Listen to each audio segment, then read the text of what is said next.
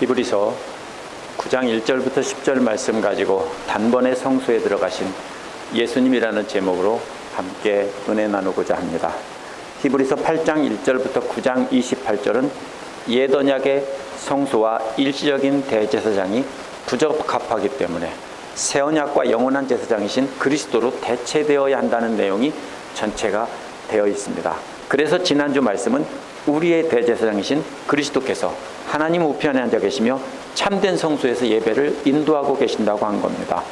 옛 언약의 제사장들의 제사는 계속 반복되어져야 되지만 더 좋은 언약의 중보자인 예수께서는 단 한 번의 제사로 우리를 하나님 앞으로 인도하셨다는 겁니다. 하나님께서는 더 좋은 언약의 중보자 때문에 우리를 불의를 긍휼히 여기시고 우리 죄를 용서해 주시고 다시는 기억지도 않으신다라고 했습니다. 이제 오늘 말씀은 옛 언약에 따른 세상에 속한 성소와 지성소가 어떤 것인지 설명합니다.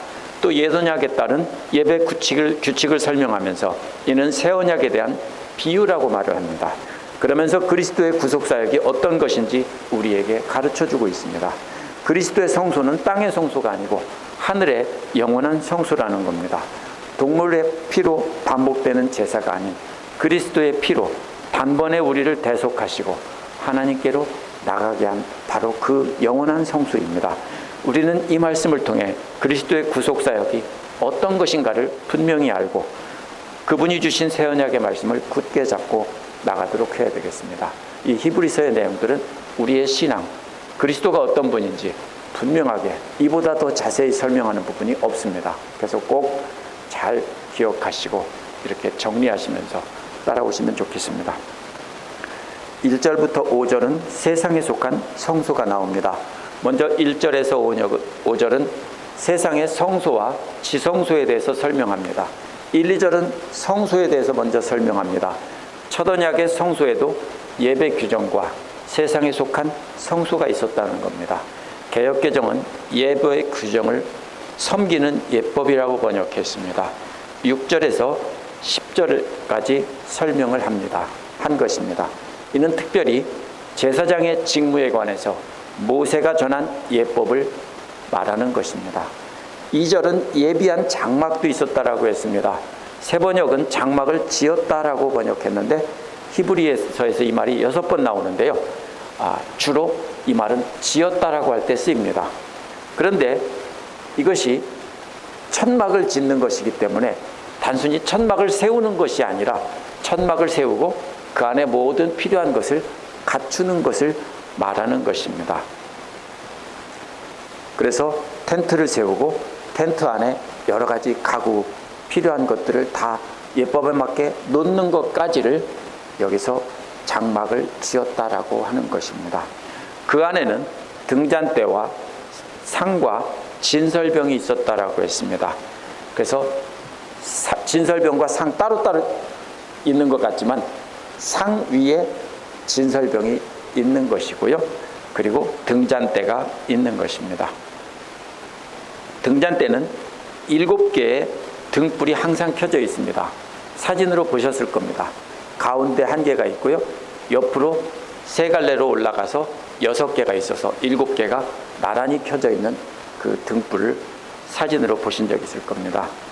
그 등잔대에는 7개의 등불이 항상 켜져 있습니다. 그래서 이 등불은 하나님의 진리를 상징하고 식탁의 진설병은 하나님께서 공급하심을 상징한다고 볼 수 있습니다. 하나님의 진리의 말씀과 하나님의 공급하심을 항상 눈으로 볼 수 있도록 상징으로 이렇게 만들어 놓은 것입니다. 이 진설병은 계속해서 새 것으로 이렇게 바꾸어 놓습니다. 이곳을 성소라고 부릅니다. 3절에서 5절은 지성소에 대한 설명입니다. 성소와 지성소 사이는 사실은 하나의 천막인데 중간에 다른 천막으로 이렇게 가려져 있습니다. 그래서 3절은 성소와 지성소를 구분하던 둘째 휘장이라고 말을 합니다. 둘째 휘장 뒤에는 있는 장막을 지성소라고 불렀다는 것입니다. 지성소라는 말 자체는 이런 말입니다. 거룩한 곳들 중에 가장 거룩한 곳, 이런 말입니다. 그래서 최고로 거룩한 곳이라는 뜻입니다. 4절은 지성소 안에 있던 것을 설명하는데요. 개역개정은 금향로가 있었다라고 번역했습니다. 그런데 새 번역은 금으로 만든 분향제단이라고 번역했습니다. 어떤 게 맞을까요? 원어 자체는 금으로 만든 분향제단이라는 말이 맞습니다. 그런데 구약 성경을 통해서 보면은 지성소 안에는 제단은 단은 없었습니다.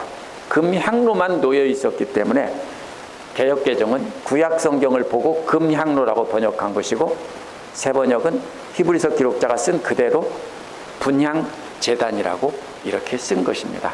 그러나 여기서 보면은 지성소 안에는 금향로가 이렇게 있었고, 또 전체를 금으로 싼 언약궤가 있었습니다. 언약궤 안에는 만나를 담은 금 항아리가 있고 아론의 쌍난 지팡이와 언약의 돌판들이 있었습니다. 이 세 가지가 다 무슨 상징입니까? 출애굽해서 광야를 지내는 동안 하나님께서 함께 하셨던 증거들이고, 돌판은 십계명 돌판으로 하나님께서 주신 계명입니다.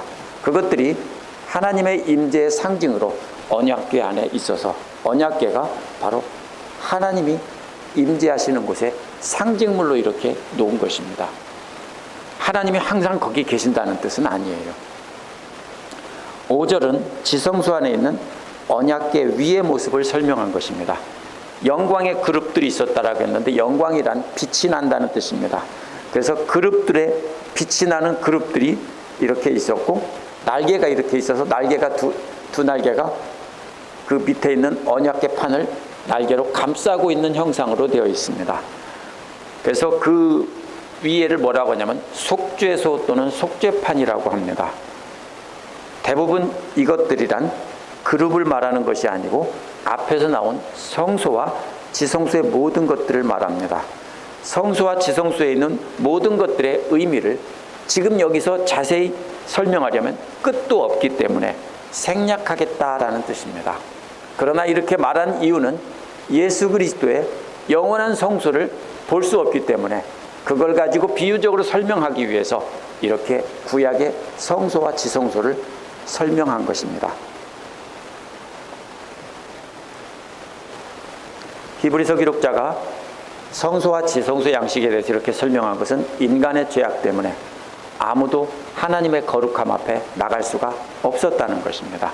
그래서 이 땅의 성소와 지성소를 통해서 제사장들이 제한적으로 접근하고 대제사장이 1년에 한 차례 이렇게 접근하고 이렇게 해서 하나님께 함부로 나갈 수 없도록 막았다는 겁니다.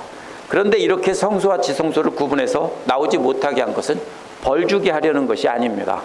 거룩하신 하나님께서는 자신이 창조하신 피조물들과 친밀한 교제를 나누고 그들로부터 찬양받기를 원하십니다. 이것이 인간을 창조하신 목적입니다. 그런데 아담 이후에 인간들이 범죄함으로 하나님께 나갈 수 없게 되었습니다. 왜냐하면 완전히 거룩하신 하나님 앞에 죄인들이 나가면 죽기 때문입니다. 그래서 이렇게 함부로 나와서 하나님께 나와서 죽는 것을 막도록 하기 위해서 이렇게 성소와 지성소로 이렇게 단계적으로 하나님 앞에 나올 수 있도록 구분했다라는 것입니다. 6절에서 10절은 옛 언약의 규칙은 새 언약의 비유라는 것입니다. 6절은 이 모든 것이 이같이 예비했다는 말로 시작하는데요. 2절에서 5절에서 말한 것을 한마디로 요약한 겁니다. 예비했다는 말은 2절에 나온 말과 똑같은 말인데요. 첫 장막을 예비했다고 나올 때 나온 말과 같은 말입니다. 그렇다면 예비했다는 말은 보통 건물을 지었다는 뜻으로 쓰이지만 여기서는 천막을 세우고 그 안에 모든 기구를 준비해 놨다는 뜻입니다.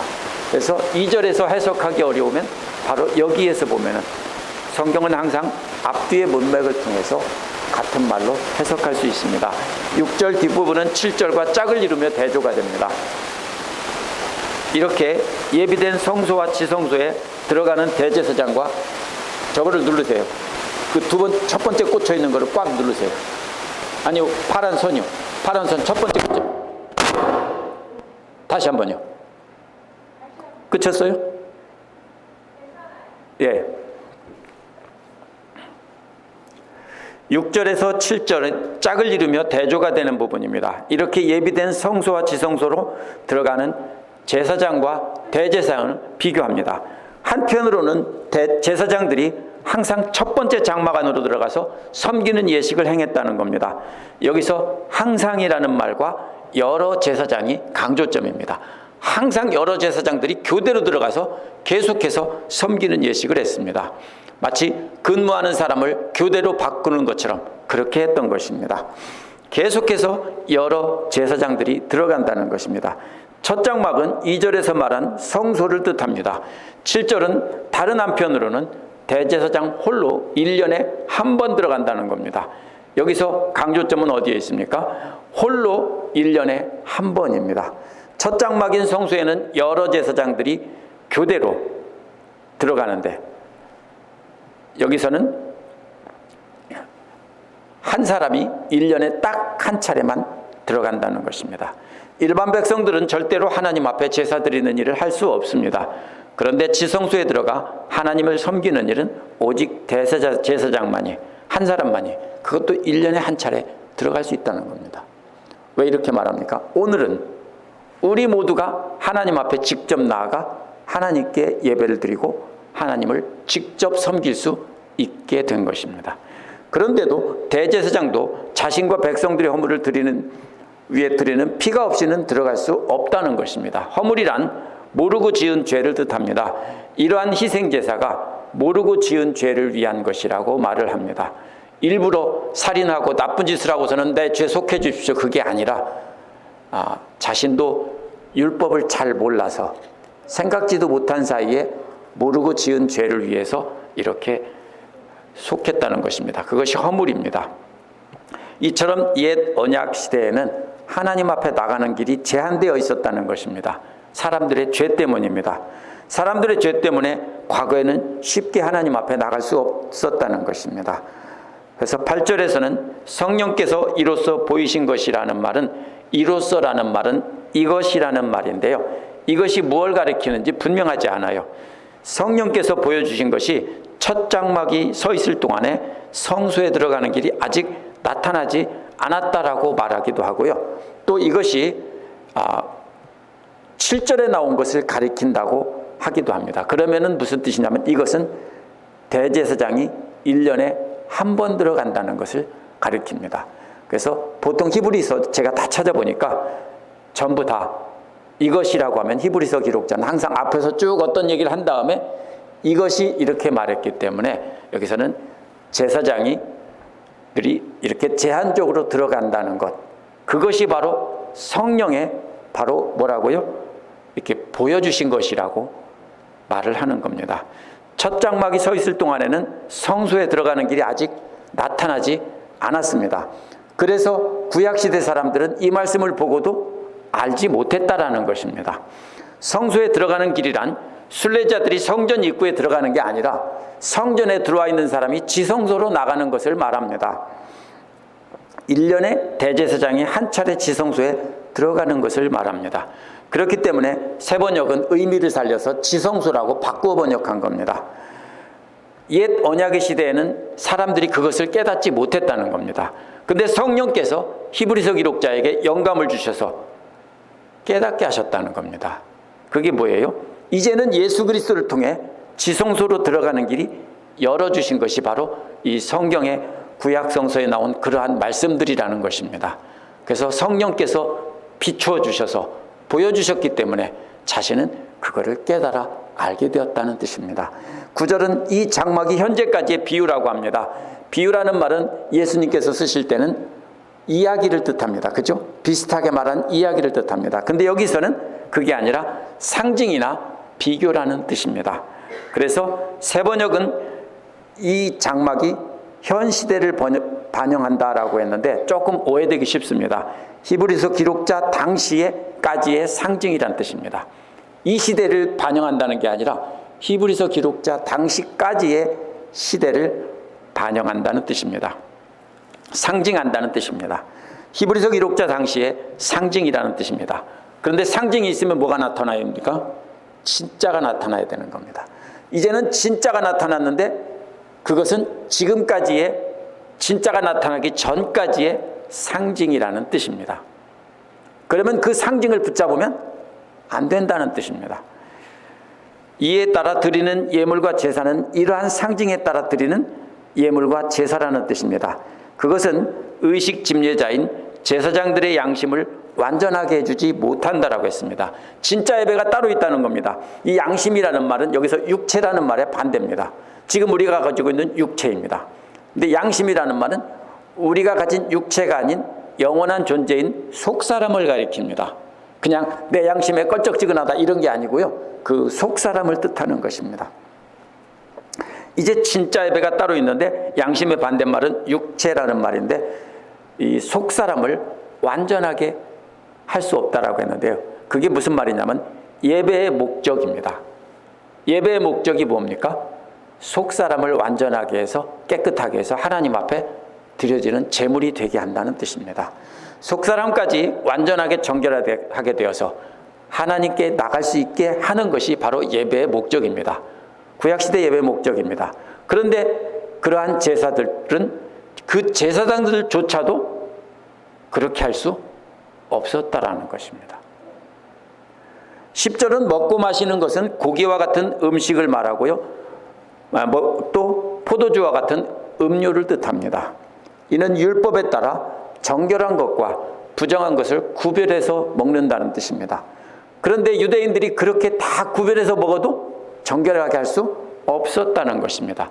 또 여러 가지 씻는 것이란 정결예법을 말합니다. 아무리 정결예법에 따라 씻고 그렇게 해도 결국 정결하게 할 수 없다는 겁니다. 먹는 것으로나 마시는 것으로나 씻는 것으로나 정결하게 할 수 없다는 것입니다. 결국 이 육체는 속사람, 양심의 반대말로 썩어질 육체를 말합니다. 이 썩어질 육체인 겉사람만 잠시 메어두는 예법이라는 것입니다. 따라서 아무리 정결한 음식을 먹고 아무리 예법에 맞게 씻고 율법을 지켜도 겉사람인 육체만 일시적으로 정결하게 할 뿐 언제까지나 그렇게 할 수는 없다는 겁니다. 그게 언제까지만 그렇게 잠시 그 율법에 메어두느냐면 개혁의 때까지입니다.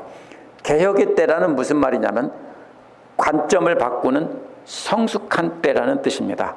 개혁의 때가 바로 뭐냐면 9절에 나오는 현재의 때와 같은 때입니다. 현재까지의 때, 결국 현재까지의 때는 과거지만은 이제 현재까지의 때는 또 무슨 뜻이냐면 결국 새로운 시대가 왔다는 것이기 때문에 그것이 곧 개혁의 때입니다. 예수 그리스도께서 오신 때가 바로 개혁의 때인 것입니다. 11절에서 14절은 그래서 그리스도의 구속사역에 대해서 설명합니다. 11절은 언어에서 그러나라는 말로 설명하는데 이제 완전히 바뀌어서 개혁의 때가 되었다는 것을 알리는 신호입니다. 그러나 이제 새로운 시대가 개혁의 시대가 왔다는 것입니다. 원어에서는 이어서 나타나신 그리스도라고 소개합니다. 개혁개정은 미래에 오시는 것처럼 소개했는데요. 원어는 분명히 이제 때가 되었기에 나타나신 그리스도가 계시다 이렇게 말하고 있는 것입니다. 공식적으로 대관식과 같은 자리에서 공식적으로 공개석상에 나타났다는 뜻입니다. 그리스도께서 이제는 개혁의 때가 되어 공개적으로 모두에게 나타나셨다는 것입니다. 그분은 좋은 일을 주관하는 대제사장이라고 또 소개합니다. 좋은 일이란 12절에 나오는 값을 지불하고 죄에서 해방시켜주는 영원한 속량과 또 22절에 나오는 죄사함과 28절에서 10장 1절에 나오는 구원이라는 말을 가리킵니다. 이 한글 성경들에서는 막 섞어서 잘못 번역했는데요.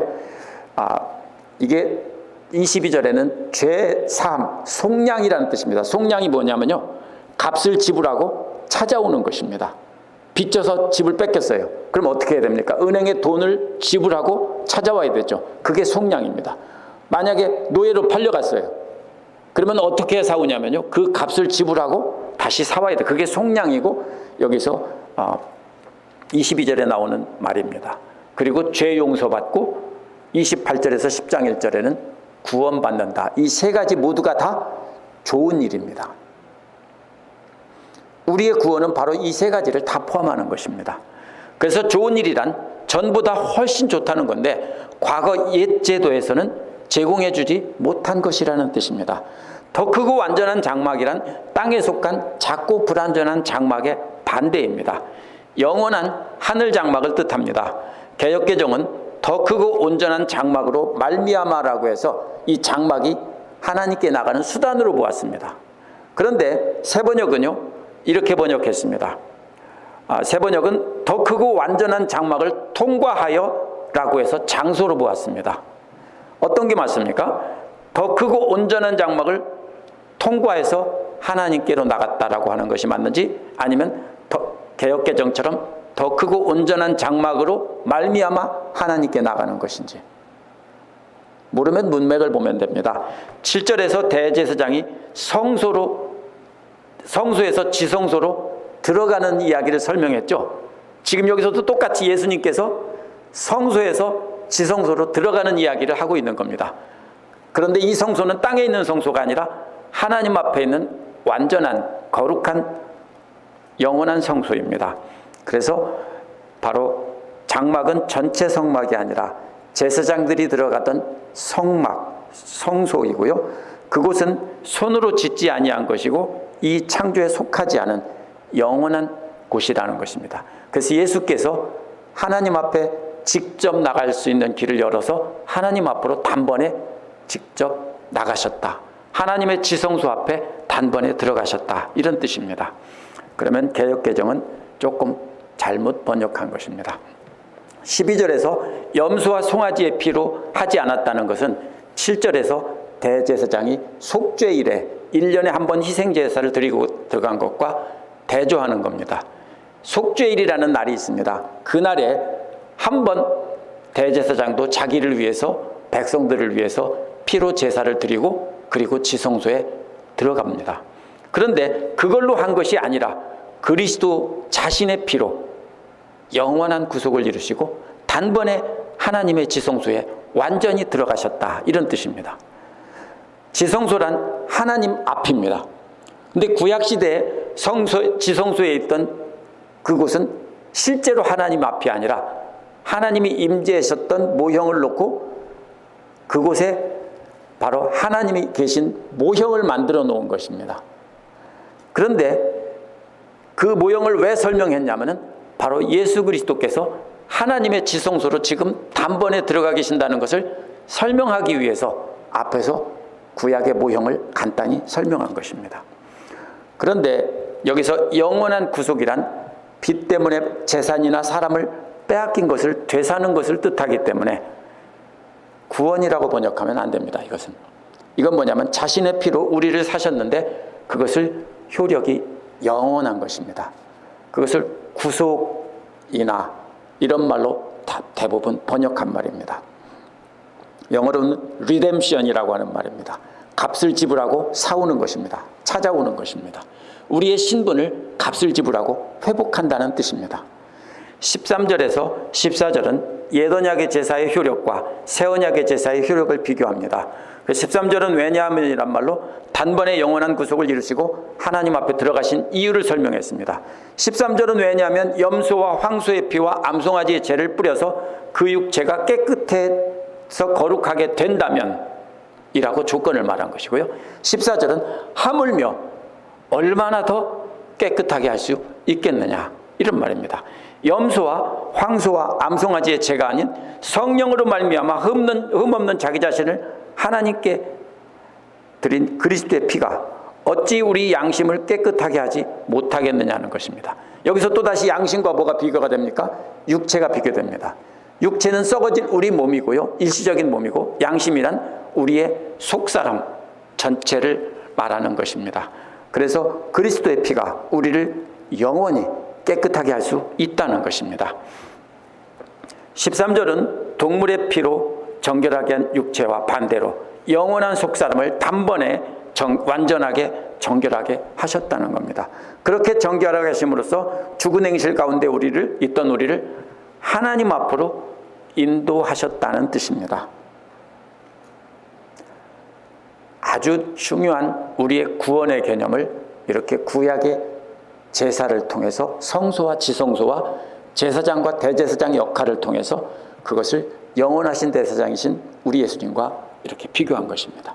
구약 성경을 보면 하나님께서 창조하시고 자신의 백성을 삼은 이스라엘 백성들이 끊임없이 하나님께 반역하는 내용이 나옵니다. 어디서부터요? 아담과 하와에서부터 반역하기 시작해서 계속 전체가 다 그 반역입니다. 그래서 켈빈 밀러라는 사람은 그가 쓴 책에 이런 얘기를 했습니다. 이 반역된 백성들을 피노키오 이야기를 재구성해서 우화적으로 말을 합니다.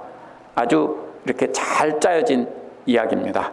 밀러의 이야기에서 나오는 사람은 16세기 독일에 사는 야베스 벤 레위라는 한 랍비가 등장합니다. 그는 하나님께서 자신을 홀로 살게 두느냐며 아들을 달라고 간청을 합니다. 기도를 합니다. 그러자 하나님께서 나무를 깎아 끈으로 이렇게 조종하는 꼭두각시 인형을 만들라고 합니다. 그 인형 이름은 펜타키오입니다. 펜타는 모세오경 다섯을 뜻하는 펜타곤이라고 있죠. 미국 국방성을 펜타곤이라고 하죠. 펜타는 다섯이라는 뜻입니다. 펜타와 피노키오의 키오를 합쳐서 이렇게 그가 만든 말입니다. 그래서 모세오경과 이 피노키오를 합친 것입니다. 랍비가 겨우 눈만 만들었는데도 이 펜타키오는 그 눈을 껌뻑거리면서 자신을 만든 랍비에게 함부로 욕하는 말을 합니다. 그래서 랍비는 듣기 싫어서 양말을 갖다가 펜타키오 입에다가 양말을 쑤셔 넣습니다. 하나님은 웃으시며 랍비에게 말합니다. 어떻게 아직 발도 없는 어린 소년에게 그렇게 많은 양말을 입에다 쑤셔 넣을 수 있느냐? 왜 쑤셔 넣었을까요? 계속 욕을 해대니까 그 입에다가 쑤셔 넣은 것입니다.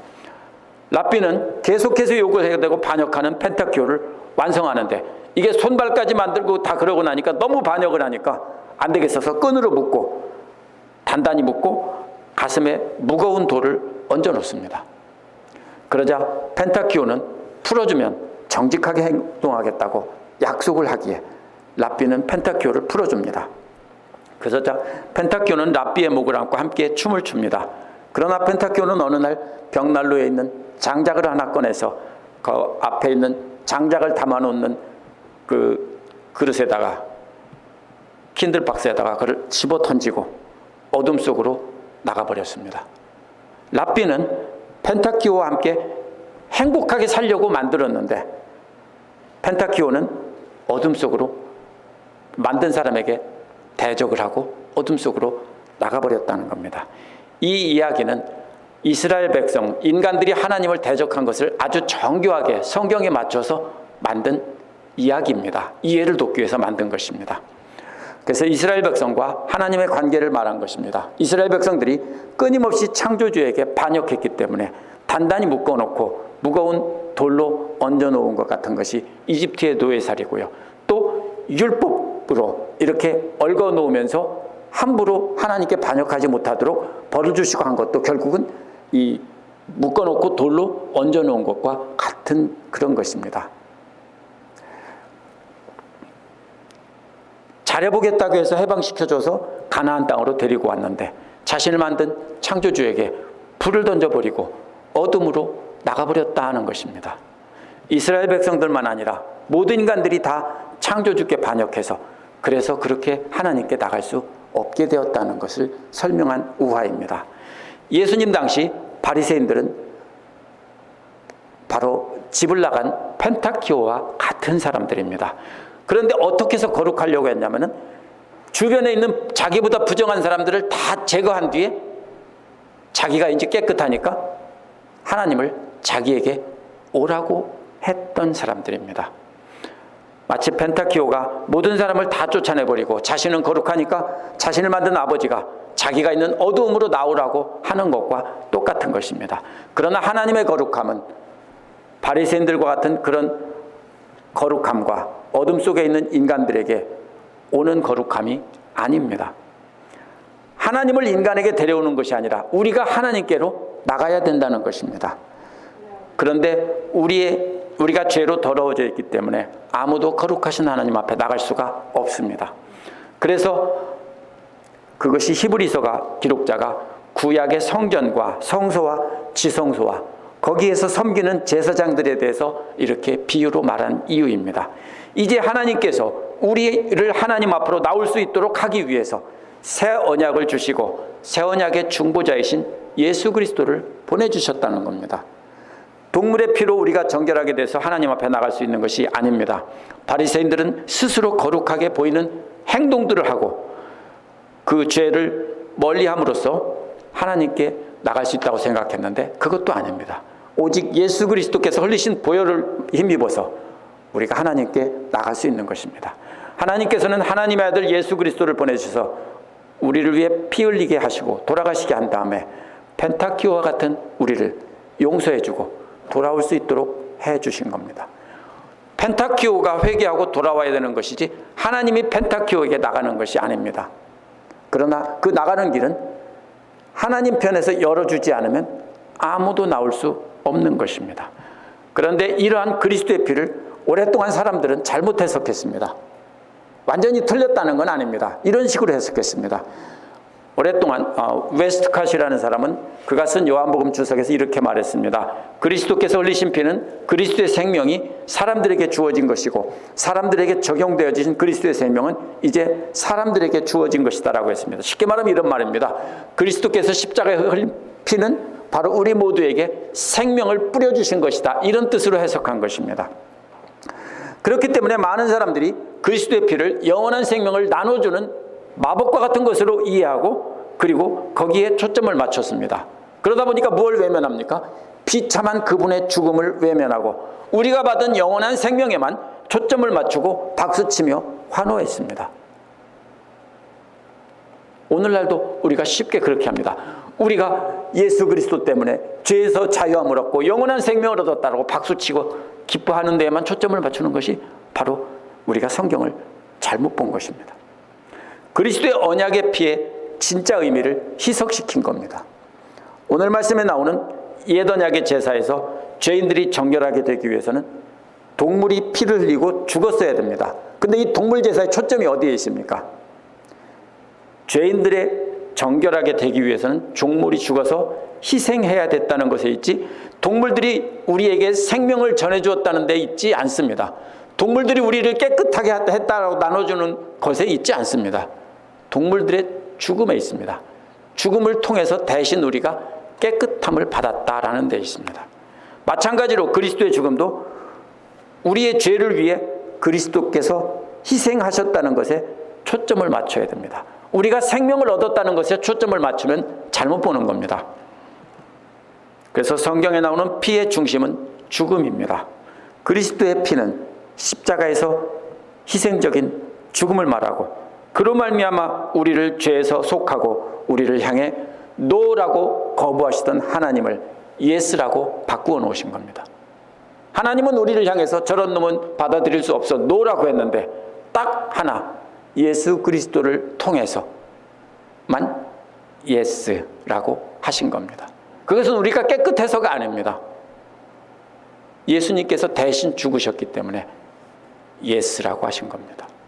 그래서 우리는 그 죽으심을 봐야 합니다. 우리가 받은 영원한 생명만 보면서 박수치면 안 됩니다. 그러므로 우리는 스테인드 글라스가 있는 화려하고 거룩하게 보이는 예배당에서 예배를 자주 드린다고 해서 하나님 앞에 나갈 수 있는 것이 아닙니다. 그러한 형식적인 거룩은 바리새인들처럼 하나님을 우리 앞으로 불러오려고 하는 것과 같은 것입니다. 구원은 전적으로 하나님께서 베푸신 은혜입니다. 그러한 은혜를 주신 보혈의 피를 단순히 우리에게 새로운 생명을 주신 것으로만 이해하고 나누어 주신 선물에만 기뻐하면 우리는 성경을 잘못 본 것입니다. 그분이 십자가에서 고통당하시고 죽으신 바로 그 십자가의 보혈을 바라보고 예수 그리스도를 똑바로 바라보고 가슴 아파하고 또 감격의 눈물을 흘려야 하는 것입니다. 그분이 이제 부활하시고 하나님과 우리 사이에 막혀있던 담을 헐고 어디로 가? 복음성가에도 나오죠. 막힌 담을 하셨다고. 그 막힌 담이 뭡니까? 성소와 지성소를 헐고 하나님 앞으로 직접 가셨다라는 것입니다. 그래서 우리가 하나님 앞에 나갈 수 있는 길이 뚫렸다라는 뜻입니다. 그분은 지금도 영원한 하늘 성소에서 하나님 앞에서 영원한 대제사장으로 계시면서 우리를 하나님 앞으로 인도하신다는 겁니다. 그것이 히브리서 기록자가 말하는 것입니다. 하나님 앞에 나가는 길은 바로 예수 그리스도께서 열어주신 그 길로 가는 것입니다. 어떻게 갑니까? 예수 그리스도를 믿고 예수 그리스도께서 주신 새 언약의 말씀을 붙잡고 그분을 닮아가며 그분을 따라가는 것입니다. 어떻게 말을 증명할 수 있습니까? 맹세하면 증명할 수 있습니까? 저는 한 번도 담배를 피워본 적이 없습니다. 그런데 만약에 내가 지금부터는 담배를 피우지 않겠다, 맹세 100번 하면 증명이 됩니까? 어떻게 증명합니까? 우리가 행동으로, 삶으로 보여야 합니다. 어떻게 우리가 예수 그리스도를 믿는다는 것을 증명합니까? 말로요? 성경 많이 알아서요? 천만에 만만에. 우리가 예수님께서 가르쳐 주신 그 말씀을 붙잡고 그 말씀을 우리 삶에서 실천함으로써 우리가 믿는다는 것을 보여줄 수 있습니다. 그렇죠? 아니면 거짓말인지 말로만 하는지 어떻게 합니까?